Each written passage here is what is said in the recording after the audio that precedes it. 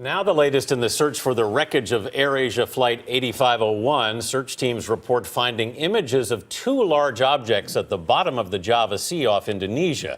They think they may be parts of the missing plane. Flight 8501 disappeared almost a week ago with 162 people aboard. Since then, 30 bodies have been recovered as well as debris from the plane, but they are still looking for the plane's flight recorders. Allen Pizzey is in Surabaya, Indonesia with the latest. Good morning.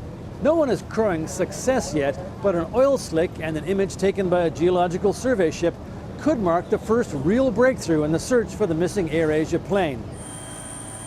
The find was made by an Indonesian Navy ship early Friday. The objects are in water about 100 feet deep, officials said. One of the pieces is about 30 feet long and 15 feet wide. The other is slightly smaller. Among the multinational flotilla of ships involved in the search are the USS Sampson, which has found at least a dozen bodies, and the USS Fort Worth, which has just arrived. Well, the U.S. Sampson is using their hull-mounted sonar to listen, and I won't comment as to the success of that right now, but they are using some technology organic to the ship right now. The bodies they pick up are flown to the onshore headquarters of the search operation and then back to Surabaya, from where the ill-fated airliner took off for what was supposed to be a 2-hour flight. The crisis center has seen a stream of relatives seeking information and waiting for the news that their loved ones have been identified.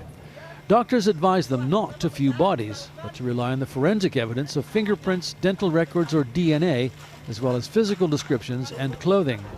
Forensic specialists from Indonesian universities have set up a special lab next to the morgue to conduct the tests. The family of 11-year-old Grayson Linaksita held a small and dignified prayer moment when his body was handed over to them at the crisis center.